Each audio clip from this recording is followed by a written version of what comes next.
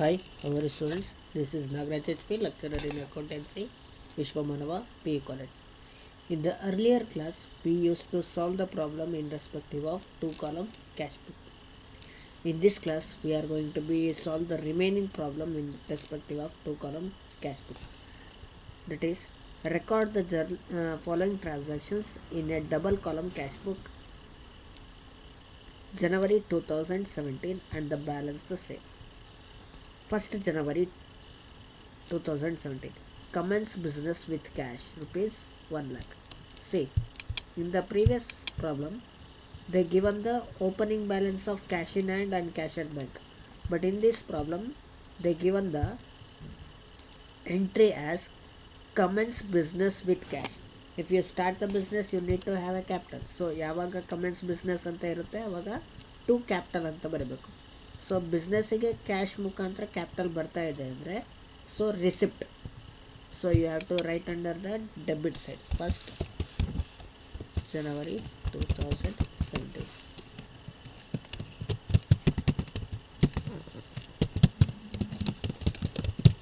to capital.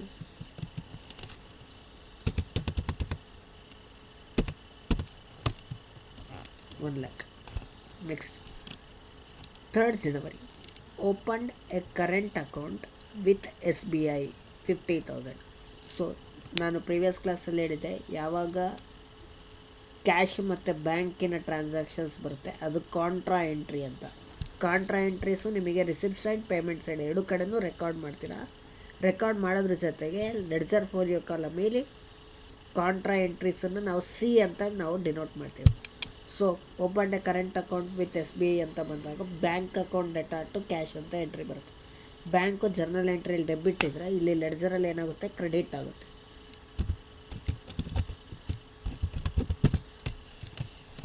By SBI bank account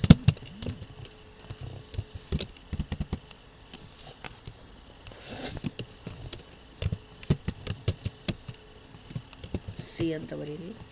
bank ಅಂತ ಬರೆದಾಗ ಯಾವ ಕಾಲಮಲ್ಲಿ ಬರೀಬೇಕು, ಕ್ಯಾಶ್ ಕಾಲಮಲ್ಲಿ. ಎಷ್ಟು ಅಮೌಂಟು 50,000. ನೆಕ್ಸ್ಟ್ ಅದೇ ಡೆಬಿಟ್ ಸೈಡಲ್ಲಿ 3rd January 2017 to cash account. Cash ಅಂತ ಬಂದಾಗ ಬ್ಯಾಂಕ್ ಕಾಲಮಲ್ಲಿ ಬರೀಬೇಕು ಅಮೌಂಟು 50,000. ಇಲ್ಲೂ ಕೂಡ ಅಷ್ಟೇ ಲೆಡ್ಜರ್ ಫೋಲಿಯೋ ಕಾಲಮಲ್ಲಿ ಸಿ ಅಂತ ಮೆನ್ಷನ್ ಮಾಡಿ. Next 5th January purchase goods for cash. ಗೂಡ್ಸ್ನ ಪರ್ಚೇಸ್ ಮಾಡಿದರೆ ಕ್ಯಾಶನ್ನು ಪೇಮೆಂಟ್ ಮಾಡ್ತೀರಾ. ಸೊ ಪೇಮೆಂಟ್ ಸೈಡಲ್ಲಿ 5/1/2017 by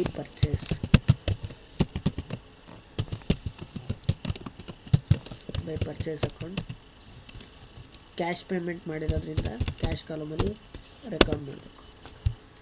next purchase machinery by cheque. ನೋಡಿ, ಚೆಕ್ ಮುಖಾಂತರ ನಾವು ಮೆಷಿನರಿನ ಪರ್ಚೇಸ್ ಮಾಡ್ತಾಯಿದ್ದೀವಿ. ಸೊ 15,000 ರೂಪಾಯಿ ನಾವು ಚೆಕ್ಕನ್ನು ಕೊಟ್ಟಿದ್ದೀವಿ ಅಂದರೆ ಬ್ಯಾಂಕಿಂದ ಡಿಡಕ್ಟ್ ಆಗುತ್ತೆ.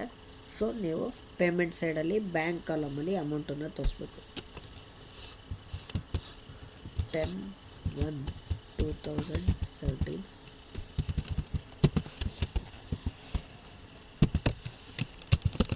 By machinery account 15,000. Next cash deposited into bank. C ನೋಡಿ, ಈ ಎಂಟ್ರಿಗೂ ಮತ್ತು ಈ ಎಂಟ್ರಿಗೂ ಜಾಸ್ತಿ ಏನು ವ್ಯತ್ಯಾಸ ಇಲ್ಲ.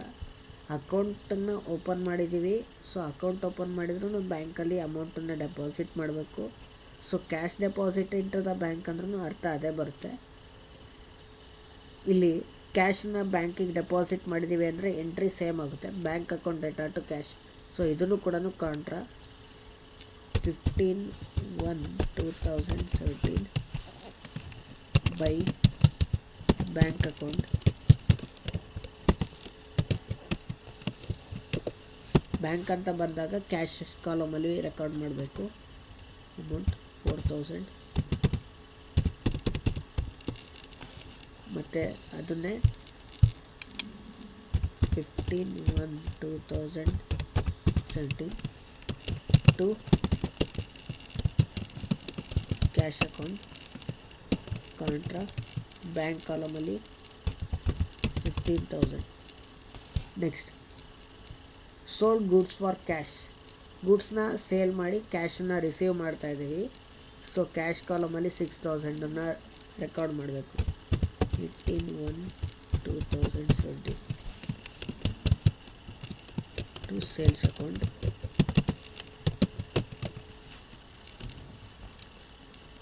6,000. Next paid cartage by cheque. Cartage ಅಂದರೆ ಗಾಡಿ ಬಾಡಿಗೆನ ಚೆಕ್ ಮುಖಾಂತರ ಕೊಟ್ಟಿದ್ದೀರ. ಎಷ್ಟು? 2,000 ರೂಪಾಯಿ. ಸೊ ಪೇಮೆಂಟ್ ಸೈಡಲ್ಲಿ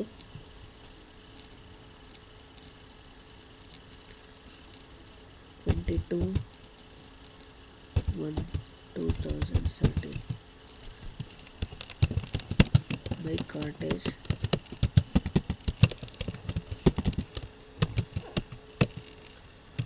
ಚೆಕ್ ಮುಖಾಂತರ ಕೊಟ್ಟಿರೋದು. ಸೊ ಬ್ಯಾಂಕ್ ಕಾಲಮಲ್ಲಿ ರೆಕಾರ್ಡ್ ಮಾಡಬೇಕು 2,000. Next withdraw from bank for office use. Office ಯೂಸಿಗೆ ಕ್ಯಾಶನ್ನು ವಿತ್ಡ್ರಾ ಮಾಡಿದ್ವಿ. ಎಲ್ಲಿಂದ ವಿತ್ಡ್ರಾ ಮಾಡಿದ್ದೀರಾ? ಬ್ಯಾಂಕಿಂದ. ಸೊ ಬಿಸ್ನೆಸ್ಸಿಗೆ ಕ್ಯಾಶ್ ಬರುತ್ತೆ, cash account data to bank. So ಇದನ್ನು ಕೂಡ ಕಾಂಟ್ರಾ ಎಂಟ್ರಿ ಬರುತ್ತೆ.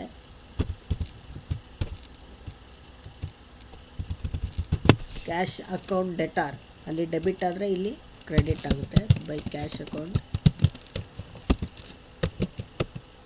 ಕಾಂಟ್ರಾ ಕ್ಯಾಶ್ ಅಂತ ಬಂದಾಗ ಬ್ಯಾಂಕ್ ಕಾಲಮಲ್ಲಿ ಬರೀಬೇಕು 3,000. 31/1/2017 ಟು ಬ್ಯಾಂಕ್ ಅಕೌಂಟ್.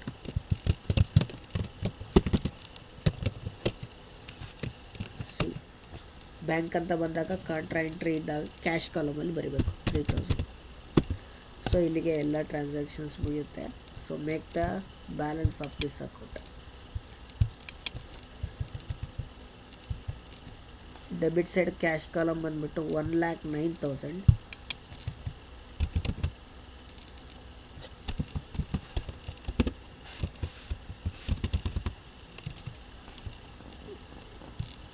ಬಟ್ ಇದನ್ನು cash column credit side total ಮಾಡಿದಾಗ 64,000 ಬರುತ್ತೆ. ಸೊ 1,09,000ದಲ್ಲಿ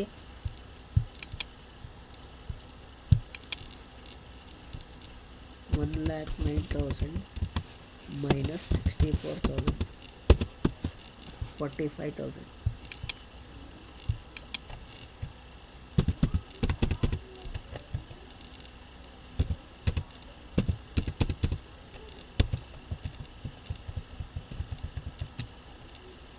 $20,000 ಬರುತ್ತೆ. ಬಟ್ ಇಲ್ಲಿ 65,000 ಇದೆ. ನಿಮಗೆ ಡೆಬಿಟ್ ಸೈಡ್ ಬ್ಯಾಂಕ್ ಕಾಲಮ್ 65,000 ಇದೆ. 65,000ಅಲ್ಲಿ ಇದು 20,000 ಲೆಸ್ ಆದರೆ ಇದು ಕೂಡ 45,000. So by balance carry down month ಎಂಡಿನ ಡೇಟ್ ಹಾಕಿ ಅದನ್ನೇ next month beginning date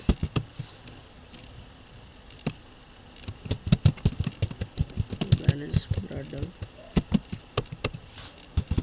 45,000 45,000. Okay, let us remove to the another problem.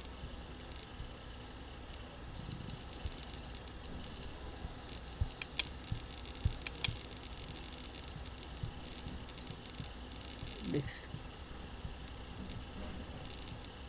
prepared double column cash book from the following transaction February 2017.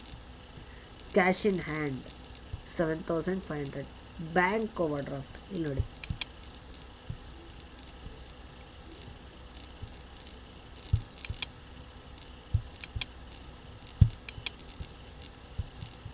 ನೋಡಿ cash in hand ಅಂತ ಬಂದಾಗ surplus balance, cash at bank ಅಂತ ಬಂದಾಗ surplus balance. But bank over draft ಅಂತ ಬಂದಾಗ ಬ್ಯಾಂಕಲ್ಲಿ ನಿಮ್ಮ ಹತ್ರ ಹಣ ಇರಲ್ಲ, ಡೆಫಿಸಿಟ್ ಬ್ಯಾಲೆನ್ಸ್ ಅಂದರೆ ಬ್ಯಾಂಕಿಂದ ನೀವೇ ಸಾಲ ಮಾಡಿರ್ತೀರ ಅಂತ ನಿಮಗೆ ಗೊತ್ತಿರಲಿ.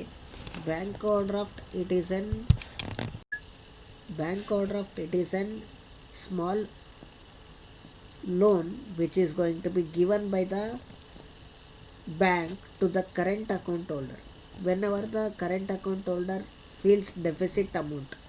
So at that time he borrows the certain money from the bank for a certain period. That amount we are going to be called as overdraft. ಅಂದರೆ ಯಾವುದೇ ಒಬ್ಬ ಕರೆಂಟ್ ಅಕೌಂಟ್ ಚಾಲ್ತಿ ಖಾತೆ ಅಂತ ಇರುತ್ತೆ.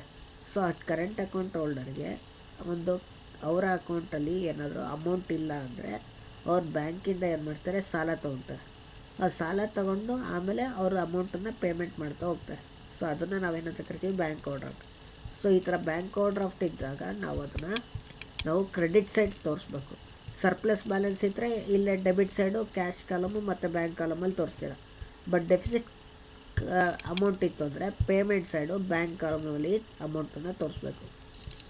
ಓಕೆ, ಇಲ್ಲಿ ನೋಡಿ, ಇವಾಗ 1/2/2017 to balance brought down.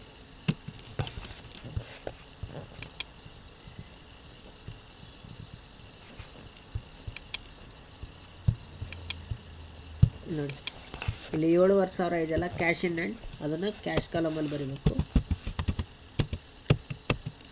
Next 1/2/2017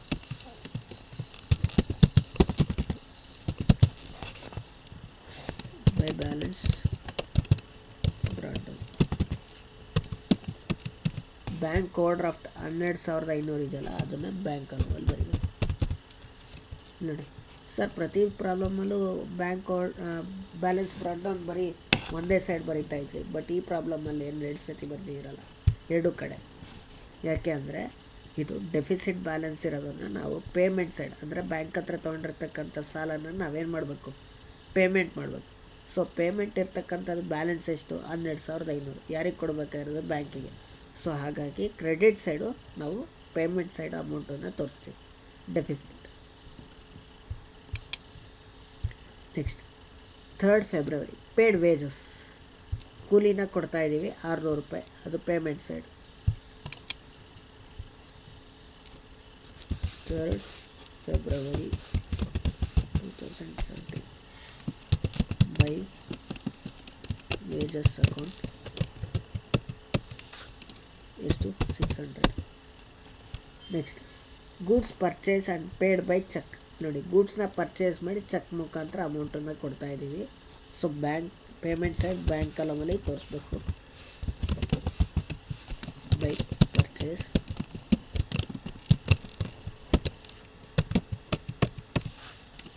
2,400. Next cash paid into bank. So ಬ್ಯಾಂಕಿಗೆ ನಾವು ಕ್ಯಾಶನ್ನು ನಾವು ಪೇಮೆಂಟ್ ಮಾಡ್ತಾ ಇದ್ದೀವಿ.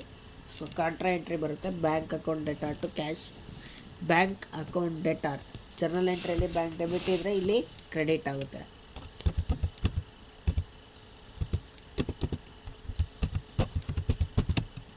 ಬೈ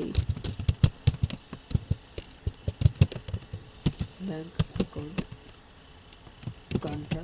ಬ್ಯಾಂಕ್ ಕಾಂಟ್ರಾದಲ್ಲಿ ಬ್ಯಾಂಕ್ ಅಂತ ಇದ್ದಾಗ ಕ್ಯಾಶ್ ಕಾಲಮಲ್ಲಿ ಅಮೌಂಟನ್ನು ತೋರಿಸ್ಬೇಕು, 5,000. Next debit side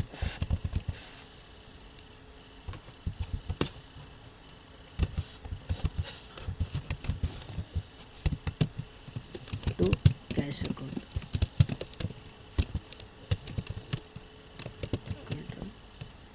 ಕಾಂಟ್ರಾದಲ್ಲಿ to cash ಅಂತ ಇದ್ದಾಗ ಬ್ಯಾಂಕ್ ಕಾಲಮಲ್ಲಿ ಅಮೌಂಟ್ ತೋರಿಸಿ, 5,000. Next 16th February cash sales 8,000. So 16ನೇ ತಾರೀಕು ಕ್ಯಾಶ್ನ ರಿಸೀವ್ ಮಾಡಿ ಗೂಡ್ಸ್ನ ಸೇಲ್ ಮಾಡಿದ್ದೀವಿ. So receipt side to sales account,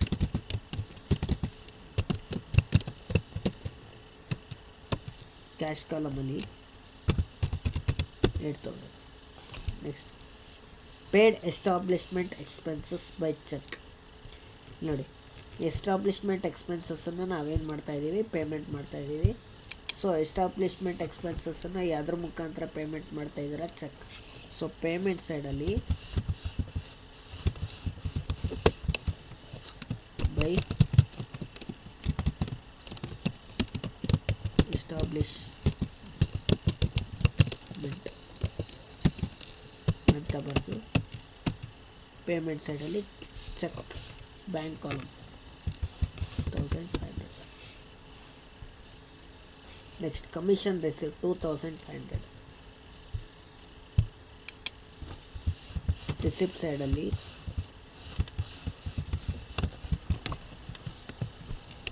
to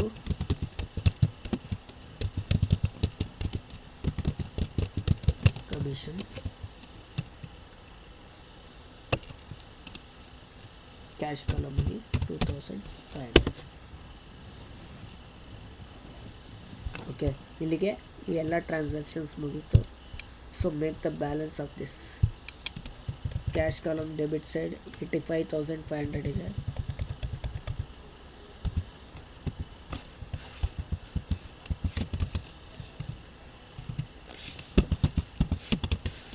ಇಲ್ಲಿ 5,600.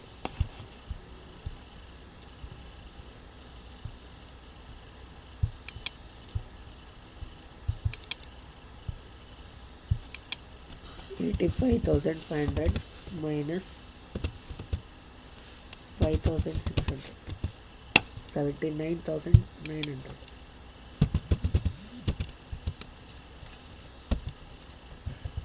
ಇಲ್ಲಿ ಬ್ಯಾಂಕ್ ಕಾಲಮ್ ಕ್ರೆಡಿಟ್ ಸೈಡ್ ಜಾಸ್ತಿ ಬರುತ್ತೆ, 16,400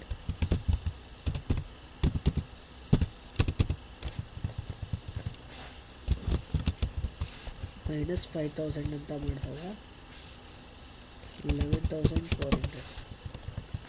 ಸೊ ಇದು ಬ್ಯಾಲೆನ್ಸ್ ಕ್ಯಾರಿಡ್ ಆನ್ ಮಂತ್ ಎಂಡಿನ ಡೇಟ್.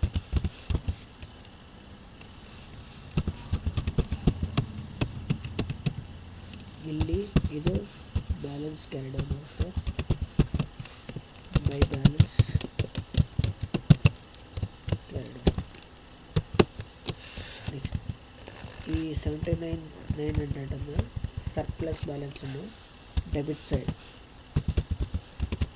ನೆಕ್ಸ್ಟ್ ಇಯರಿಗೆ ನೆಕ್ಸ್ಟ್ ಮಂತಿಗೆ ಬ್ರಾಡ್ ಫಾರ್ವರ್ಡ್ ಮಾಡಿ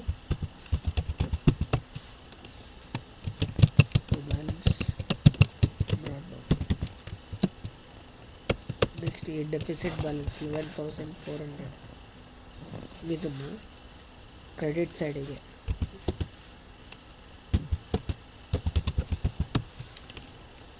ಬ್ರಾಡ್ ಡೌನ್ ಮಾಡಿ.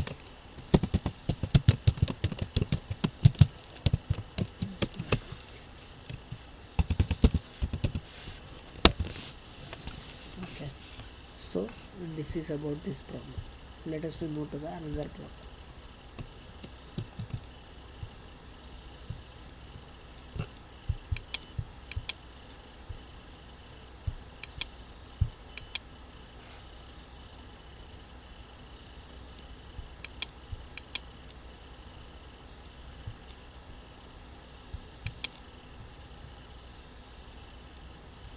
Sorry, this is 7,500. There is a small correction in this.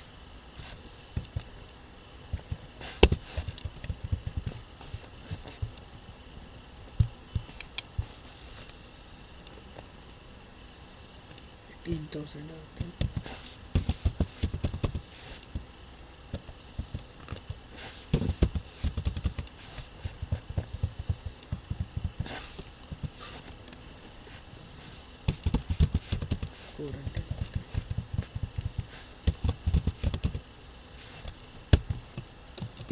Okay, make this correction.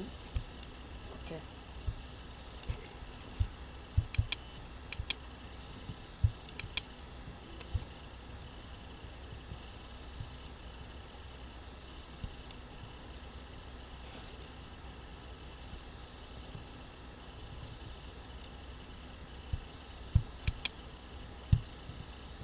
okay, let us move to the another one. Record the following transaction in double column cash book and balance it. 1st August 2016 cash balance, bank balance ಇವೆರಡು surplus balance. So ಅದನ್ನು debit side ತೋರಿಸಿ.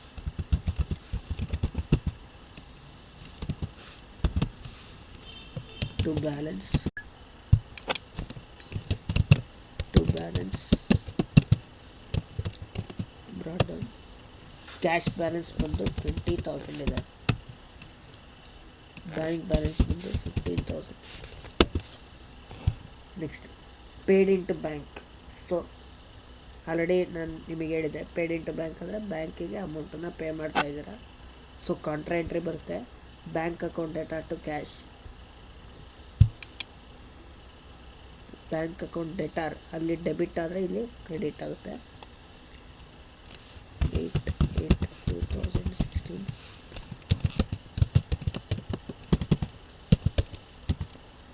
Bank account by bank. ಇಲ್ಲಿ bank column, bank account ಇದ್ದರೆ ಇಲ್ಲಿ cash ಕಾಲಮಲ್ಲಿ amount ಬರೀಬೇಕಾಗುತ್ತೆ. 5,000. Next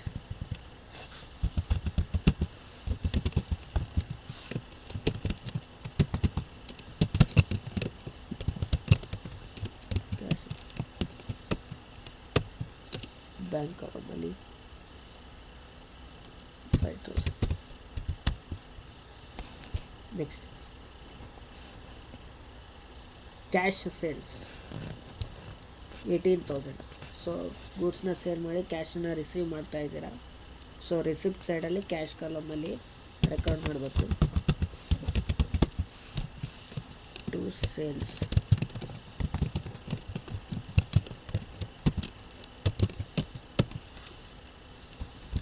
18,000. Next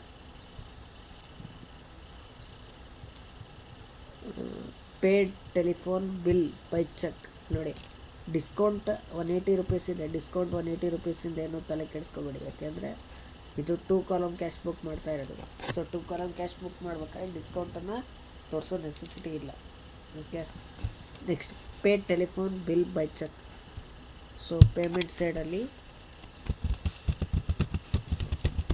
by telephone bill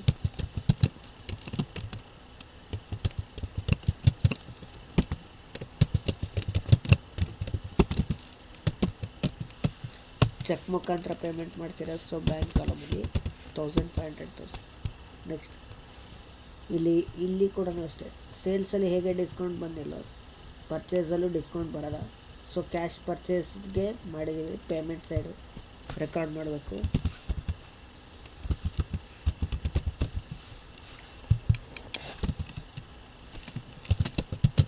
by purchase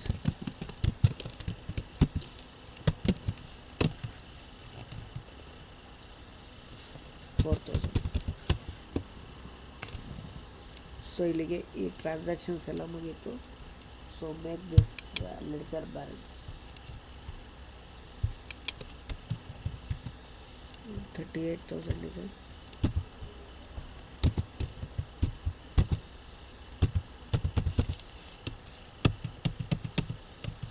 ಇಲ್ಲ 38,000, but ಇದನ್ನು ಟೋಟಲ್ ಮಾಡಿದಾಗ 9,000 ಬರುತ್ತೆ. ಸೊ 38,000ಅಲ್ಲಿ 9,000 ಲೆಸ್ ಮಾಡಿದರೆ 29,000 balance. Balance carried out month ಎಂಡಿನ date.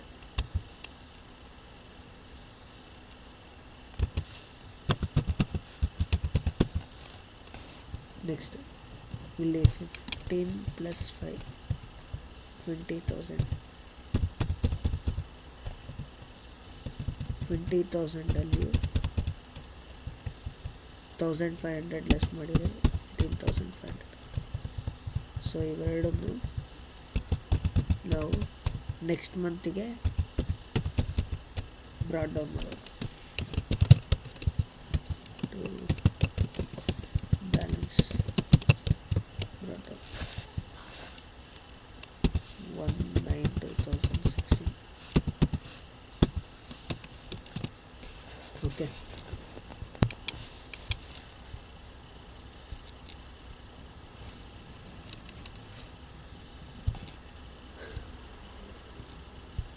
We will move to the next one.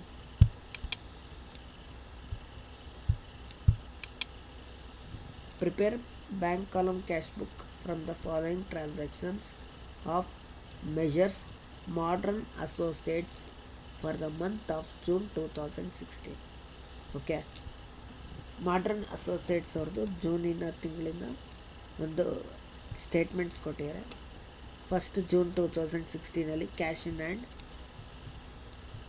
8,000 ಇದೆ. ಬ್ಯಾಂಕ್ ಓವರ್ ಡ್ರಾಫ್ಟ್ ಇದೆ. ಸೊ ಬ್ಯಾಂಕ್ ಓವರ್ ಡ್ರಾಫ್ಟ್ ಅಂತ ಬಂದಾಗ ಪೇಮೆಂಟ್ ಸೈಡ್ ರೆಕಾರ್ಡ್ ಮಾಡಬೇಕು ಬ್ಯಾಂಕ್ ಕಾಲಮ್. ಫಸ್ಟ್ ಇದನ್ನು ಕ್ಯಾಶ್ ಇನ್ ಹ್ಯಾಂಡ್ ರೆಕಾರ್ಡ್ ಮಾಡೋಣ. First June 2016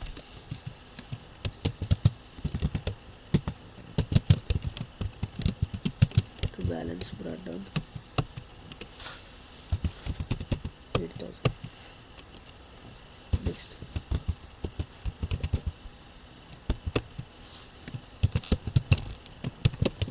by balance brought down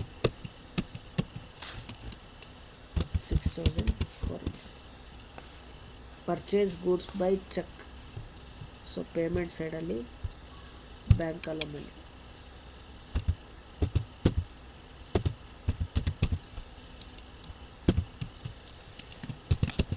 by purchase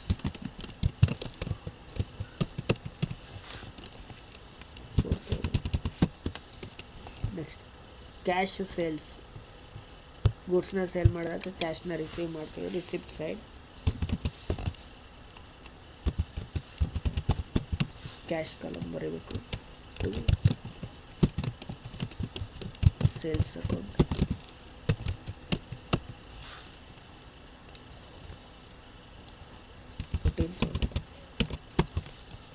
next purchase typewriter for office by cash.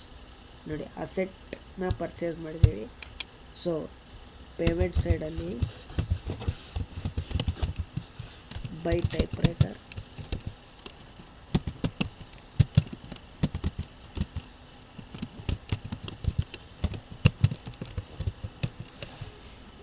Cash ಕಾಲಮಲ್ಲಿ 3,200.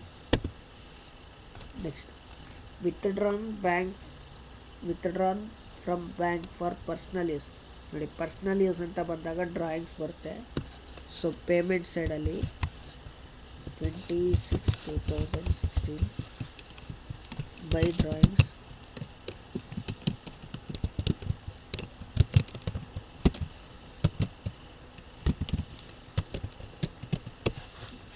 ಎಲ್ಲಿಂದ withdraw ಮಾಡಿರೋದು bank. So bank ಕಾಲಮಲ್ಲಿ 1,008. ಅಕಸ್ಮಾತ್ withdrawn from office for personal use ಅಂದಿದ್ರೆ by drawings ಅಂತ ಬರೆದು cash ಕಾಲಮಲ್ಲಿ ತೋರಿಸ್ಬೇಕಾಯ್ತು. Personal ಯೂಸಿಗೋಸ್ಕರ ಅಮೌಂಟನ್ನು ವಿತ್ಡ್ರಾ ಮಾಡಿರೋದಲ್ಲಿ ಬ್ಯಾಂಕಲ್ಲಿ. ಆಫೀಸಿಂದ ಆಗಿದ್ದರೆ ಬಿಸ್ನೆಸ್ಸಿಂದ ಆಗಿದ್ದರೆ ಕ್ಯಾಶ್ ಕಾಲಮಲ್ಲಿ ಮಾಡಬೇಕಾಯ್ತು. Next paid insurance premium by cheque. So payment ಸೈಡಲ್ಲಿ by insurance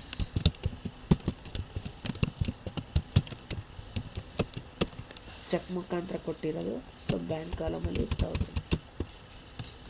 next interest charged by bank on overdraft. ನೋಡಿ ಓವರ್ ಡ್ರಾಫ್ಟ್ ಮೇಲೆ ನಿಮಗೆ ಬಡ್ಡಿನ ಹಾಕ್ತಾ ಇದ್ದಾರೆ. ಸೊ ಬ್ಯಾಂಕಿಗೆ ಬಡ್ಡಿನ ಕಟ್ತಾ ಇದ್ದೀರಾ. ಸೊ ಪೇಮೆಂಟ್ ಸೈಡಲ್ಲಿ ಬ್ಯಾಂಕ್ ಕಾಲಮಲ್ಲಿ ಅಮೌಂಟನ್ನು ತೋರಿಸ್ಬೇಕು.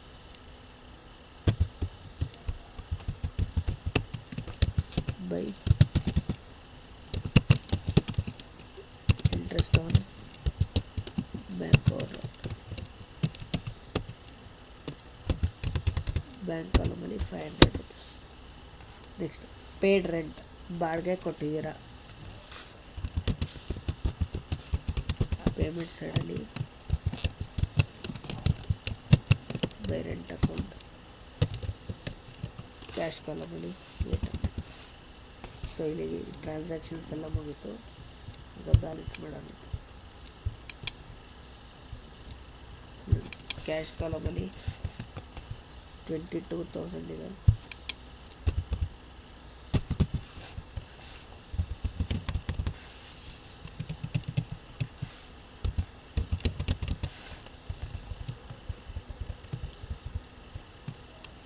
$22,000 4,000 ಲೆಸ್ ಮಾಡಿದರೆ 18,000.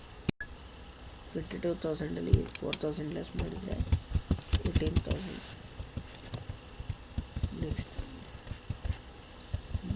ಡೆಬಿಟ್ ಸೈಡ್ ಯಾವುದೇ ರೀತಿಯ ಬ್ಯಾಂಕಿನ ಟ್ರಾನ್ಸಾಕ್ಷನ್ಸ್ ಇಲ್ಲ. 13,700 ಆಗುತ್ತೆ.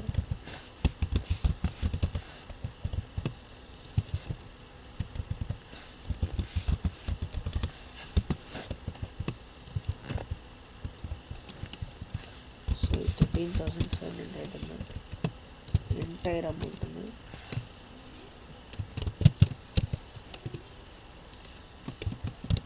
ಬ್ಯಾಲೆನ್ಸ್ ಕ್ಯಾರಿಡ್ ಮಂತ್ ಎಂಡಿನ ಡೇಟ್.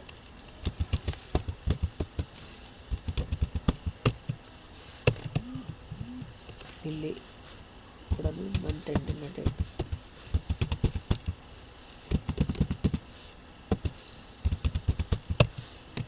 ಬ್ಯಾಲೆನ್ಸ್ ಕ್ಯಾರಿಡ್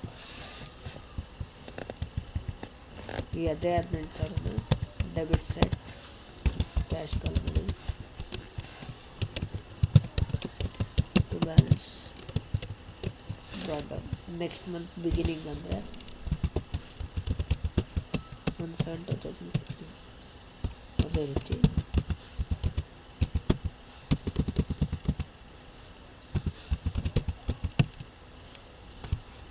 ಈ 13,700 ಬ್ರಾಟ್ ಡೌನ್ ಮಾಡಬೇಕು. ಬ್ಯಾಲೆನ್ಸ್